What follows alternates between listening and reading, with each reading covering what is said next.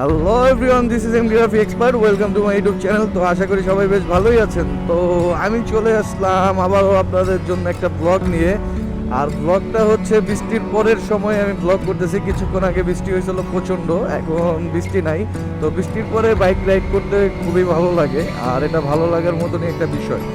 আর সবচেয়ে যেই ব্যাপারটা আপনাদের সাথে শেয়ার করব, মূলত একটা বাইক আপনার যখন থাকবে, ও আপনার একটা ভালো বন্ধুর মতো কাজ করবে। কিরকম কি ক্লিয়ার না ভেজাল আছে? এখন আপনি যদি যখন আপনার মন খারাপ হচ্ছে বা ভালো লাগতেছে না, তখনই আপনি হুট করে বাইকটা নিয়ে বের হয়ে গেলেন, বা বের হওয়ার পর আপনার আপনার মুডটা তখন ভালো লাগলো, কারণ একটা ভালো ওয়েদারে আপনি বাইক চালাচ্ছেন বা যেখানে মন চাচ্ছে সেখানে ছুটে যাইতে পারতেছেন এই দুই চাকার বাইকটা নিয়ে, তখন আপনার মন মাইন্ডটা ফ্রেশ হয়ে যাবে।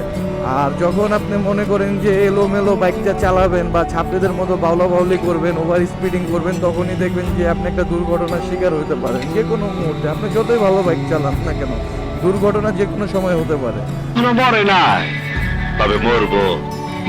তো সবসময় সেফভাবে বাইক চালানোর চেষ্টা করতে হবে। আর যখন আপনি ভালোভাবে বাইক চালাবেন, তখন আপনার বাইকটা আপনাকে একটা ভালো সঙ্গী হিসাবে কাজ করবে। আপনার যেখানে যেতে ইচ্ছে করতেছে আপনি ওর সাথে নিয়ে যেতে পারতেছেন।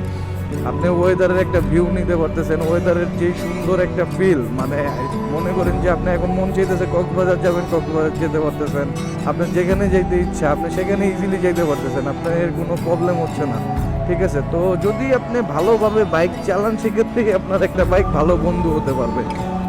এখন যদি আপনি ওভার স্পিডিং করেন, ছাত্রীদের মতো চালান, তখন ভাই দুর্ঘটনা চলে আসতে পারে। তো আমি বের হইলাম, বের হওয়ার পর চিন্তা করলাম, ঘড়ির কাঁটা বাজে 10:36। তো ভাবলাম যে ভালো লাগতেছে না, বৃষ্টি হইলো, তো একটু বের হই। তো বের হইলাম, তো বের হওয়ার সাথে সাথে আপনাদের সাথে ক্যামেরা অন আর কথা বলা চালু।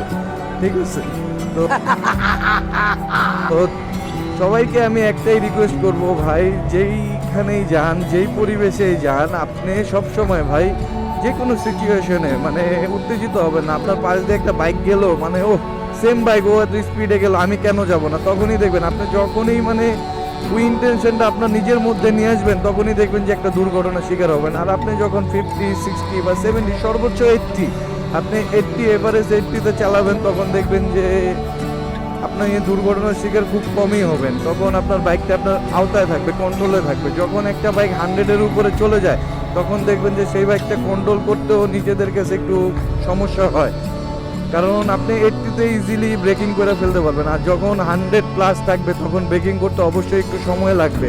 কেন? তো যারাই বাইক চালান, যারাই আমার বন্ধুরা আছেন, যারা ফ্যান ফলোয়ার আসতেছেন, তো অবশ্যই ভাইয়া অবশ্যই অবশ্যই অবশ্যই সেফভাবে বাইকটা চালাবেন। তো এই বিষয়টা আপনাদের সাথে শেয়ার করা এখন অনেকের কাছে ভালো লাগতে পারে না। ঠিক আছে, এই যে আমি 79 তুলে ফেলছি, এখন আমার প্রয়োজন হলো, কারণ আমার বাম পাশে একটা মাইক্রো ছিল নোহা, তো ওরে আমি ক্রস করার জন্য তখন আমি অ্যাক্সেলেরেশন দিলাম। বাট এখন এই যে আমি 100-তেই টানবো বা 100+ই টানবো, তখনই দেখবেন যে ভাই দুর্ঘটনাতে পড়বেন, একদম মারা খেয়া যাবেন। ঠিক আছে,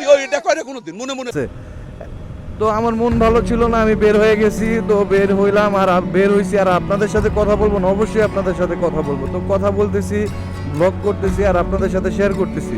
ঠিক আছে, তো যাই হোক, ওয়েদারটা আপনাদের দেখাইলাম। 300 ফিটের ভিউটা যথেষ্ট সুন্দর, আগের তুলনায় অনেক অনেক সুন্দর হয়েছে। আর যেহেতু বৃষ্টি হয়েছে, রাস্তাঘাট আরও পরিষ্কার হয়ে গেছে।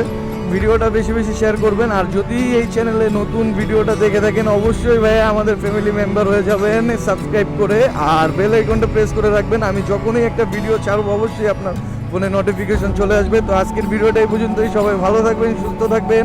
আসসালামু আলাইকুম রহমতুল্লাহ।